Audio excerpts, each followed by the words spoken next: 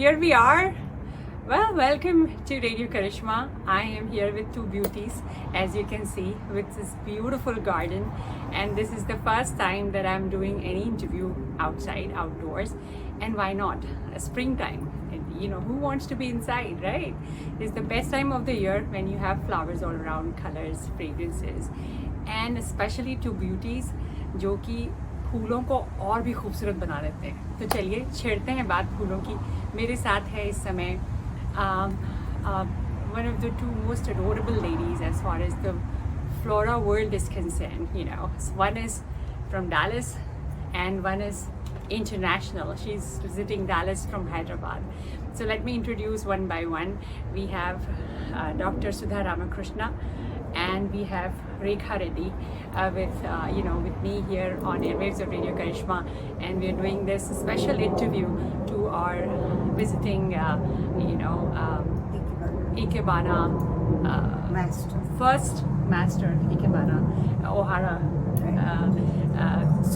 school, and I will be taking some help from the president of Dallas chapter Ikebana, Dr. Sudha Ramakrishna, for helping me introduce Rekha Reddy ji, and welcome to Dallas. Thank you. Thank you so much, Sudha, for giving us your precious time. Thank you, Karisma. And these two ladies are very busy right now. They are getting ready for the big convention that is happening on 29th. So first of all, I would like Dr. Sudha to introduce Rekha Reddy. Please. Rekha Reddy is from Hyderabad. She learned Ikebana from her mother, actually, who still does Ikebana and has written books about it. And she was fascinated by her arrangements, and then she started Ikebana. And now she is renowned, a worldwide master or first master or hara teacher. And she presents a lot of conventions. She presides over a lot of conventions, and she has many students of Ikebana. So we are very, very fortunate in having her do our 65th anniversary this year. And it's also Fort Worth, Ikebana's 30th anniversary. So we are combining it together to celebrate our anniversaries on the 29th of April. Yes, and we will talk more and ask more about all the technical language associated with Ikebana, and I would really want to know what does the first master mean and everything. But please tell us a little bit about your journey in Ikebana world, or the world of flowers. For 27 years, as they say, you've been practicing and teaching Ikebana. And she has written many books. Many books, yes. Yes. Please enlighten us with your journey. Yes. It is an interesting journey in the sense I didn't expect to do Ikebana, but I grew up watching a lot of flowers and a nice garden at home. And my mother used to do Ikebana since I was a baby, and that happened after her trip to Japan with my father sometime in the late 50s. So I grew up, but once I finished my college and I got married and I started trying some, I realized I really liked it and enjoyed it so much. So I took that interest forward, learned formally under a teacher, Mrs. Mishrana in Hyderabad, then learned in Japan for a couple of visits. I went there and learned, and I've been enjoying it since then, studying the lovely art, teaching people, because it's something very simple and you get such pleasure out of just a few leaves and a couple of flowers at home. You can recreate nature and enjoy that in your house. So it's been a very fruitful journey and a very satisfying journey, I must say. You said simple. When we see it, when we see your art, the way you create, both of you, it's not simple. It's not simple. You really have to learn the art. And I myself have just observed Sudha for many years, and still I cannot, because I haven't taken the formal lessons. But what I have noticed is the way I've seen Sudha working on the arrangements. It's like as if, she's like analyzing all the time, which one is tall, which one is, it's like talking to the flowers, that, gathering them in the harmony. Am I wrong, Yes. or am I correct? You're perfectly right. And she creates beautiful ones. You can see in the Yes. house, her Yes. whole life is the flowers and Yes. flower arrangements. And we are sitting here in this garden, which is Sudha's doing, this beautiful garden, and I am definitely going to give all of you a tour of Sudha's garden in this interview as well after we finish talking to the ladies. But Rekha ji, please tell us, you came here before COVID in Dallas last convention as well. Tell us your experience being president of this.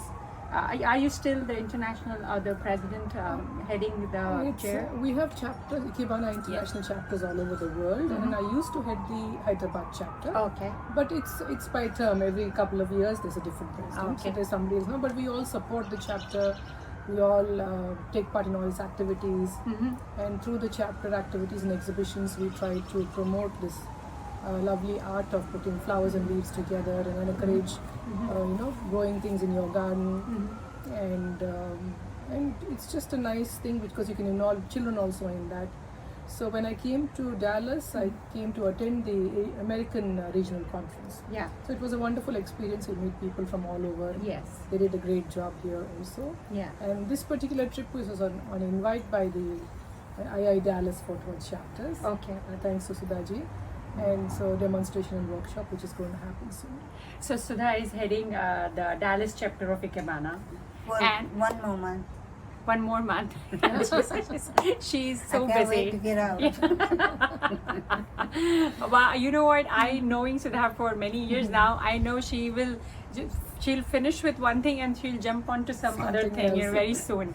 But we have like two ladies who are absolutely dedicated to flowers, but the journeys are so different, right? I mean, Rekha ji's been doing Ikebana for 27 years, as opposed to Sudha, who just started and gone that far, but you were always attached with the garden club Garden here. club. Then you did your hands in pottery and created some beautiful pots, and then suddenly one day you said, well, I'm joining Ikebana, and then you were a student, and then now you're the president of Ikebana Society in Dallas. Well, Tell us about your journey. not really. You already said that. No, but I mean, what? My mom also did Ikebana, and she always said, give me one flower, one leaf, and one whatever, and I would create a design, and that always fascinated me. She would make such beautiful designs with just two flowers or one flower. Yeah. So I was always interested, but since I had a full-time career, Yeah. I couldn't pursue it. But then you were attached with Garden Club, but Yeah. you started Ikebana the formal Late. training pretty late. Very late. Yeah. After I almost partially retired. Yeah, but why so late? If you were so Because I passive. didn't have time. Okay, that's a debatable statement because I have seen her.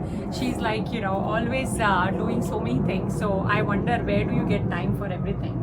So before we go further, let me allude. Sudha she's a doctor now. She's retired, medicine practitioner, and then after she retired, I saw her working so hard. And I just wondered that if the retirement is like this, then what it was when she was not retired. But then she still did her garden club. And then after, what age did you start learning Ikebana? Tell our Probably listeners. 60 years, probably 60, out of 65. No, you just started 75. Maybe 70. She was 75 when she started Ikebana. It's never too late. It's never too late. So yeah, that's the message I wanted to give to all the listeners, that it's never too late.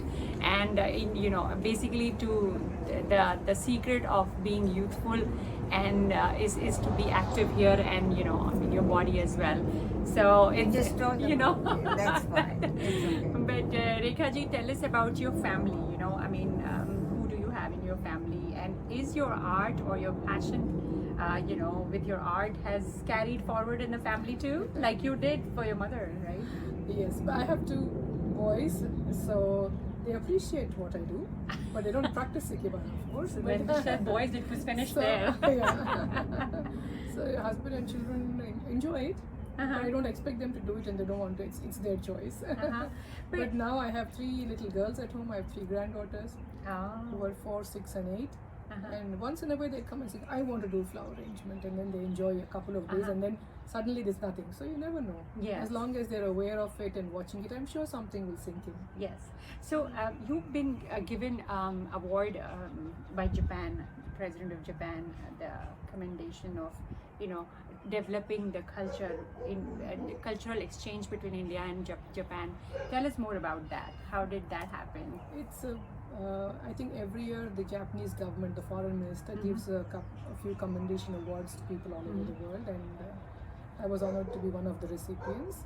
I think they just kind of know the kind of work you do, and it's not only teaching Ikebana, but you're spreading awareness of Japanese culture to the Indians and Indian culture to Japan and other countries through our exhibitions, and also I've done some personal, we've done with the Ikebana friends some book projects which have Japanese and Indian culture, like the books we've done with the Blooms and Looms, which is saris and Ikebana, and then we've done a new one with Mishrana, which is food, Indian recipes and Ikebana. These kind of things led to this award, and indeed it's an honor. It encourages us to do more. Tell us more about the food and Ikebana. What is the relationship? It's you. This is not really connected with the food of Ikebana, but then both are beautiful things. I'd say flowers are like food for the soul, and food is food for our body, and it can be, to a level to the soul. So we thought, why not connect both? Because food and plants, and whether it's some greenery like spinach, or you're using kothmeer, or you're using brinjal stems and all that. So those are all part of plants. They are flowers and they become plants. So I said, why not use the plant in the Ikebana arrangement, and whatever plant we're using, we've made a recipe next to it. So it's that way it connected very well. Wow, it's so creative. It's so creative. And also it was launched in Japan, right? Yes. So we did the book a few months ago, and in November, the Indian ambassador in Japan was, I think, quite liked the idea, and he very kindly said, if you want to do a book launch in Japan, we'll support you. So we did a launch at the Indian Embassy, the Vivekananda Cultural Center at the Embassy in Tokyo, and called a lot of the local Japanese people and the Indians. So that was a wonderful launch, and the book has been very well received because of this cultural confluence of both the countries. And tell us more about your bloom and loom. That means like saris and Ikebana. No, food, I got it because I remember, so many times Sudha says, oh, the eggplant flower is so beautiful. It's actually very beautiful, a blue color flower. So, but with sari and Ikebana, please tell us that more was about called that. Blooms and Looms. And that is also a way of reviving, or just kind of, making people remember their own weaves, because so many of us are not wearing saris much, or traditional clothes, and so the weavers and the weaves are being forgotten slowly. So it was a way of reminding everyone, including ourselves, of the wonderful weaves we have in India, the variety of fabric, the variety of weaves, the variety of embroideries. So each of us, about 55 of us, put it together, all Ikebana, all of us do Ikebana in Hyderabad. So it could be a Kashmiri sari with Kashmiri embroidery, or it could be a Bengal cotton, or it could be a Kanchi silk. So from Gujarat, Patola, we did saris from all parts, one sari and one Ikebana arrangement along with it, with some connection. Either the color was similar, or if the weave had a certain element, say a banana fiber in that, so we have a banana plant and an Ikebana arrangement. So we connected, and we kind of introduced or reintroduced actually that, and also this book went to chapters all over the world, so they learn more about our culture, our weaves, our textiles. So it's a kind of revival. So that's awesome. Wonderful. And this book last year, which we did, Mishrana. Mishrana means a mix or a blend in Sanskrit. So it's a blend of these two cultures. That had 75 participants. All of them have done Ikebana, and because it was it's 75 years of Indian independence, and it was also the 70th year of Indo-Japan friendly relations. So it was launched then. So it was wonderful, and their recipes are like, we have 108 recipes in that. 108 is kind of a number which is it's an auspicious number. Yeah, that'll be great if we can see the book. Yeah, we'll show you the book. So meanwhile, I will ask you the technical question related to Ikebana, which is like, there is a lot of it looks simple, as I said, but there is a lot of technicality attached to it. Give us some tidbits. Yeah. How technical it is in Yeah. its simplicity. So the basic Ikebana is based on nature. So you Okay. observe and imitate nature. So when you look at any plant or flower or tree growing, they all grow to different heights, different Yeah. angles. So we try to recreate that in a small container. So you're imitating nature and bringing it indoors, putting it into a smaller Okay. container, so everyone enjoys it. As it progresses, of course, we try contemporary designs. We try the traditional, contemporary, and a mix of both. And initially, it was only the Ikenobo school which started Ikebana. Later on came about Hara, Mishrana, Sogetsu, Ichio. There are several schools of Ikebana. But all of them have this common thing of using flowers and leaves in your vase to look beautiful, aesthetic, and bring your outside into your house, and you enjoy it. Okay, so how old is Ikebana, this ancient art? It's a few hundred years old. It started by the Buddhist monk, actually. Okay. And they say it's like many hundred years old. And if you see some of the ancient books in Japan, you'll see, maybe a drawing of somebody sitting at a table, and you'll see a sketch of a vase and some arrangements. Oh, okay. So it was done by the noblemen in the courts of Japan, the samurai. Then it slowly spread to the common man. Okay. And then it was carried outside of Japan more, maybe since World War II, Okay. when there were a lot of foreigners and Americans posted in Japan. So their wives used to learn local culture in Ikebana, and when they moved back after the war, they brought it to America, then Europe, and it just spread all over the world. Oh, okay. So yeah, I mean, I always saw this like it's a very elite art.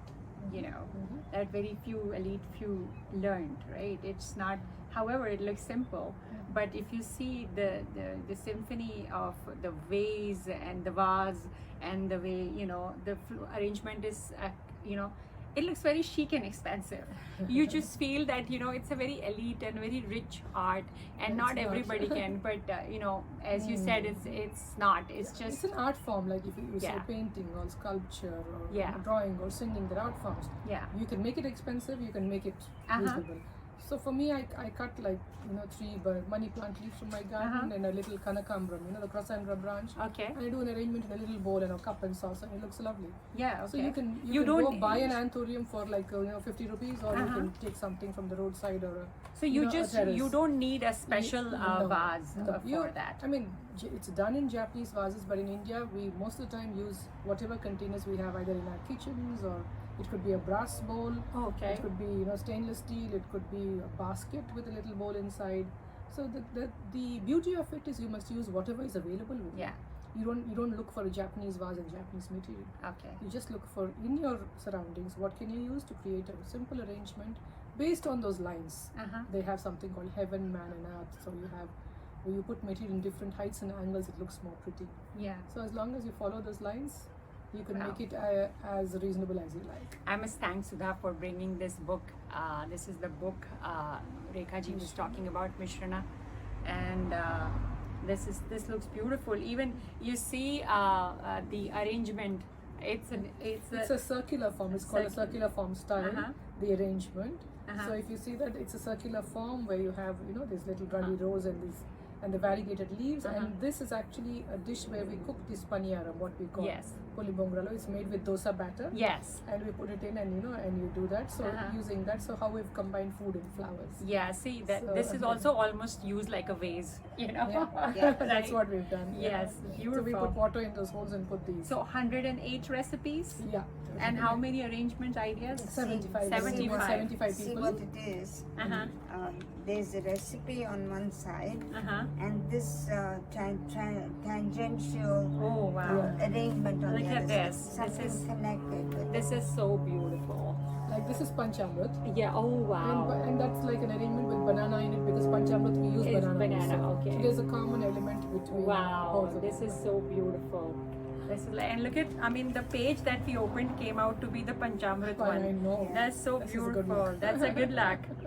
Gorgeous. And I mean, is this book available everywhere too? It is in India online. Oh, okay. But here, so that when somebody does we courier, we send a book. Oh, you okay. know. So the right number is 214-213-7306, and that's Dr. Sudha Ramakrishna's number. You can call her and you can definitely order your book and it will be shipped to you.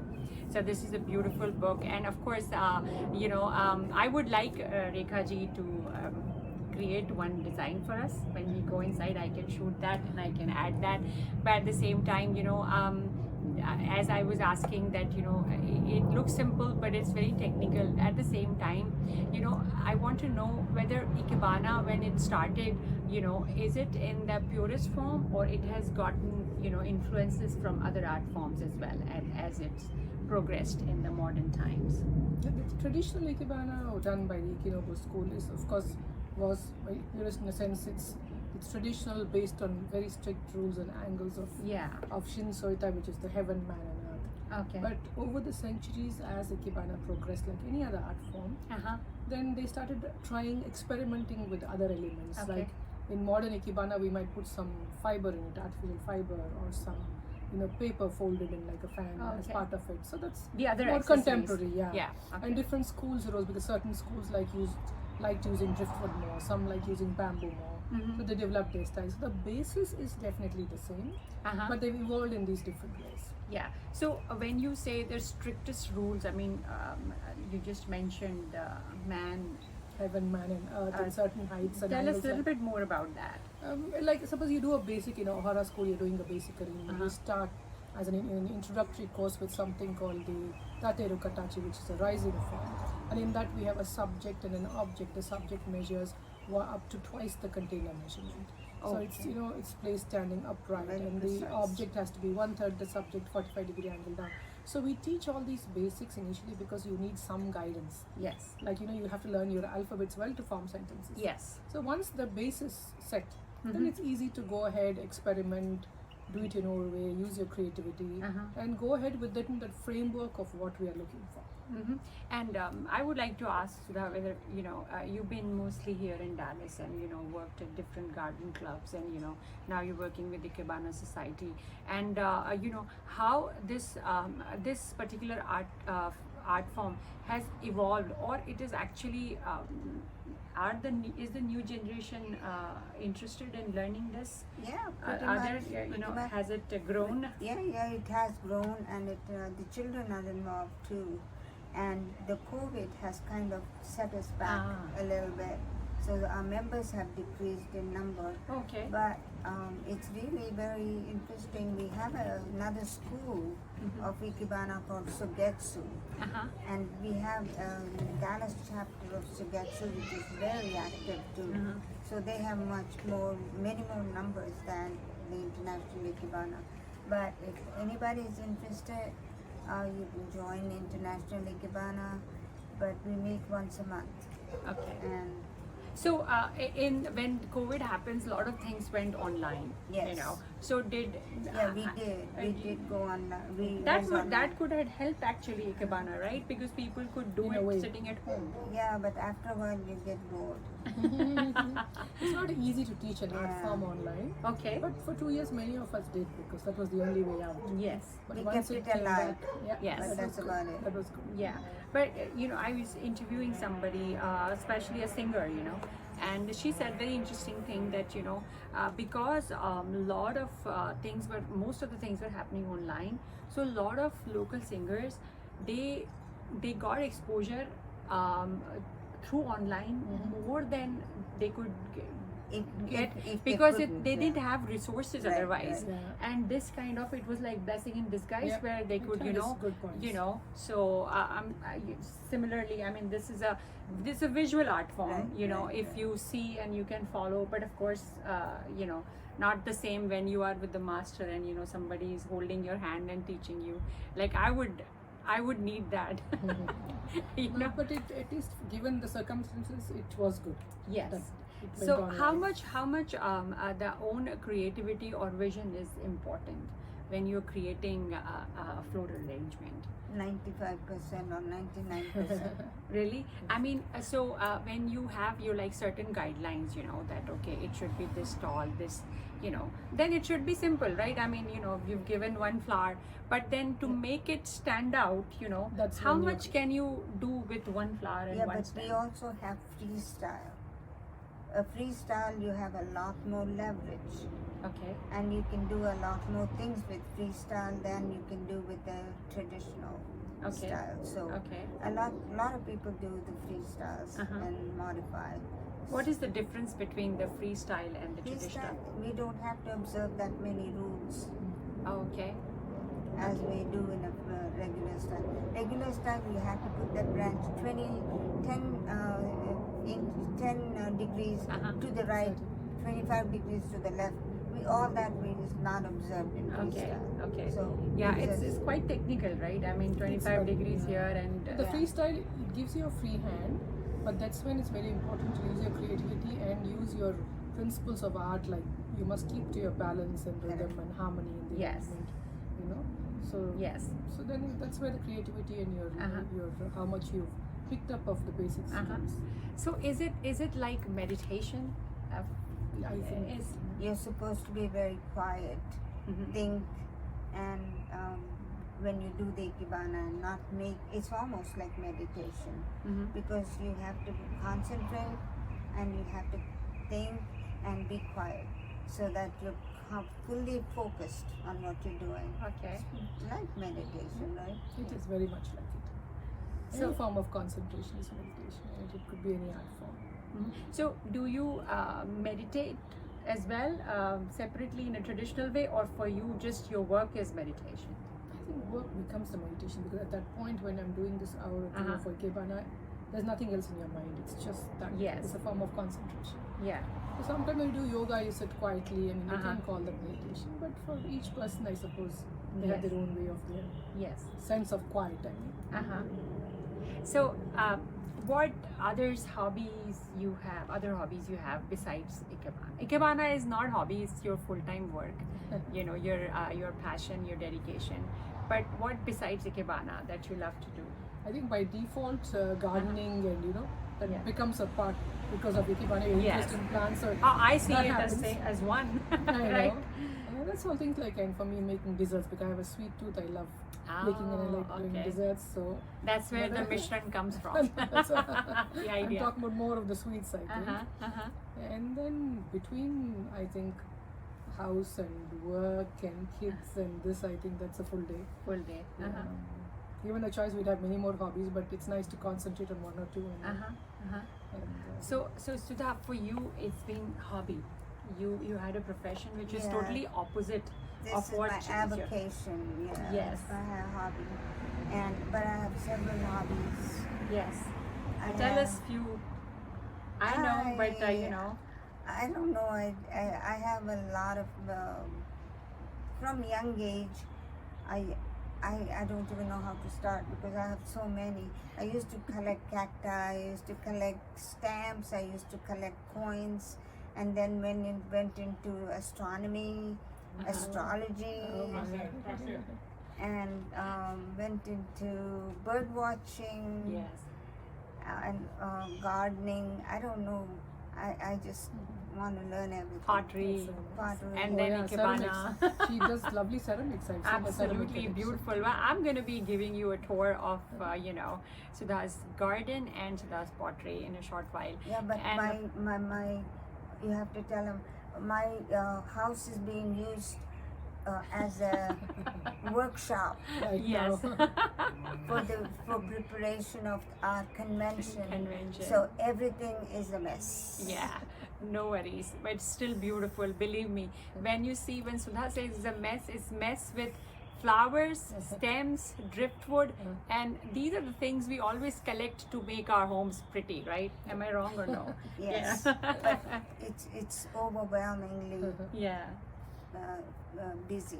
Yes, but we will still take a sneak peek. I'll just bully myself in. That's not a problem. And of course, we'll ask Rekha ji to actually create a design for us. If you can, we can have the live demo. So how about we all go, and first of all, let's thank the ladies for giving us, they are extremely busy, but they still managed to give us few minutes so that we could talk about Ikebana. And I'm sure there are a lot of other questions that may come up in your mind when you're seeing, or you can write in the comments so that I can do another interview when they are free. But at the same time, it was absolutely wonderful talking to both of you again. Karishma, thank you for taking your time. Like Sudha said, she's added a little color in the garden. Yes. Yeah, she's like a flower in my garden. So I want to know your message and your message for my listeners. The message, you just have to see that you find beauty in the simplest things in life, and it will just take you one step forward towards being content and happy. Oh wow, that's so beautiful. Yeah, I think designing a collection and actually making the design gives you a lot of peace of mind. It Yes. takes off all your worries, at least till the time you make the design. And It's like meditation, meditation. Yeah, I mean, I can totally, I can and I cannot, I don't know, but what I'm just looking at their work, looking at the design, walking in this garden, it was almost like a stress-free. I mean, I was at peace. It was like meditation for me, just walking around this garden and seeing their work. Can you imagine somebody creating this? It's such a, you get such a big high from creating something like this, and thank you so much for making me part of this beautiful, work that you both are doing. And may God bless you with a long and happy and healthy life, and keep creating beauty Thank you. and And peace you the everywhere. same. Thank you, Karishma. Thank you so much. You the Thank same, you. Karishma. Thank you. And let's now go full tour of Sudha's yard, Sudha's garden. Dr. Sudha Ramakrishna is a retired doctor, and her life is all about flowers, gardens, and right now, you can see how much she works. She's, by the way, she's 83 years old, and she spends 4 hours every morning in her yard, and you can see why it's looking the way it's looking, because of her hard work. It's absolutely gorgeous. What Sudha is a huge inspiration for me and many like us. And look at, this is the fruit of hard work that Sudha puts in every morning in her yard. At this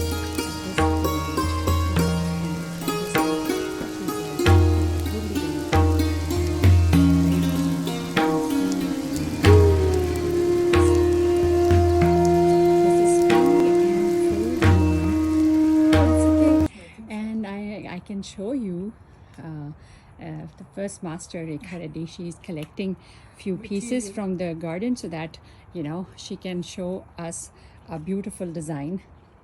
Meanwhile, she collects her basic things. There you go. You see those beautiful clementises, and the maples in full bloom is so very beautiful, and it's like it's almost like a little arboretum. It's so beautiful. Yeah, I'm taking you in this small den. Look at this. And there you go. This is another part.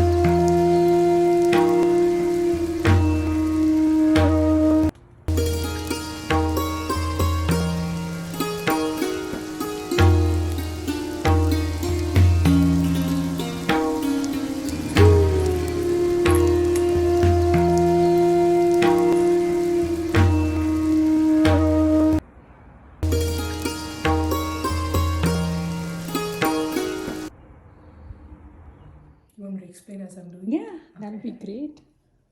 So we're doing a simple freestyle arrangement. I have a beautiful curved ceramic vase, and I have some lovely pink roses, and maybe I'm just going to put a couple of roses. We cut, the last cut we make always underwater. When we're doing an arrangement, we cut underwater so the air bubbles don't go and block the holes. So I'm making it just a very... So when you say they don't block the whole Block, I mean the water is absorbed better when you cut. When you cut Okay, underwater. so that should be the practice every time when you cut. You should cut under the water. Usually we cut underwater. Okay. We make the cut underwater. So I can just put one there and maybe a small one. The last cut especially like this, underwater. And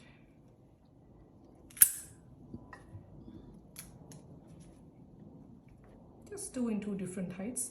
We're showing off the beauty of the lovely container. And we have This beautiful set of leaves. it's a kind of a cactus growing in Sudhaji's garden. Okay. So I just clean the leaf a little bit. You must remember to cut material early in the morning or late in the evening in case you're cutting it from your house. So because this also has a kind of a pink touch, I'm using that there Okay. to finish it like that. And you can put another one along with this here also. But instead of crowding it, you can just keep it very simple and plain where you have just two roses and a bunch of and a sprig of the cactus head there. Oh wow! See how beautiful it is. It's I think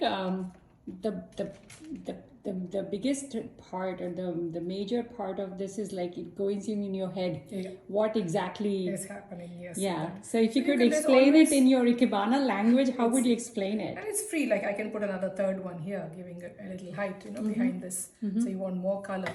Or I can leave two there and put a small one here. So the color continues in that area also. Oh, So okay. there's so many ways of doing the same thing, the same arrangement like that. So You can do when that. you were asked in the Ikebana terms, how would you explain this design? It's a freestyle arrangement where you want to show the movement of the beautiful container. So the movement, you have a spot of color here, your eye continues along the line and ends with this beautiful spray of flowers, which is very similar in color to the container, if you see the brown. Yes. And has a tinge of pink also, which carries out the pink of the flower. So there's a harmony Yes, of in colors and shapes both. Yeah, Wow. Thank you so much, welcome. Rekha ji, for showing this. You've been very generous and kind, and showed us this beautiful live demonstration of the Ikebana design. Thank you so much for Welcome, all your Karishma. time and your gesture. Thank you so much. So this was this informal chat, a beautiful evening with the first master of Hara School of Ikebana, Rekha Reddy ji, and President of International Ikebana Dallas chapter, Dr. Sudha Ramakrishna. I hope you enjoyed the chat as much as I enjoyed talking to these beautiful ladies. And of course, if you have any comments, feedback, please don't forget to write it in the comment box at the same time. If you have not subscribed the channel as yet, please subscribe and share with your friends and family. For now, this is Karishma signing off, and until next time, we meet here only on Radio Karishm, जो कि है दिल से Indian.